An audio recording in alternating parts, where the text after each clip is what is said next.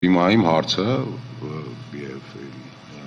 հայացքես ուղղում եմ դատավորներին, արգելի գործընկերներ, որևէ մեկը այս պայմաններում բարձրացնում է դատավորներ Սաֆարյանի եւ դատավոր Խաչատուրյանի մասնակցության անհանրության հարցը սույն գործով։ Բարձրացնում է որևէ մեկը չի բարձրացնում։ Ուրեմն այս հարցը մենք համարում ենք սպառված եւ անցնում ենք առաջ, արգելի գործընկերներ։ Ես միայն քանի որ լուսաբանվում է, ես մենք կարճ ասեմ, որ բոլոր այն հանգամանքները, որ դուք այստեղ նշեցիք, նաև ձեր միջնորդությունը, որ ներկայացել եք դատարան, որի վերաբերյալ մեր պատասխան ներկայացել, բոլոր այդ հանգամանքները մանրակրկիտ քննարկման առարկա են հանդիսացել Սահմանադրական դատարանում, Սահմանադրական դատարանի աշխատակարգային նիստի ընթացքում։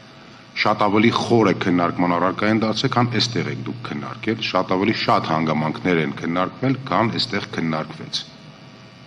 Շատ ավելի խորը, հավատացեք ինձ։ Այն հանգամանքը, որ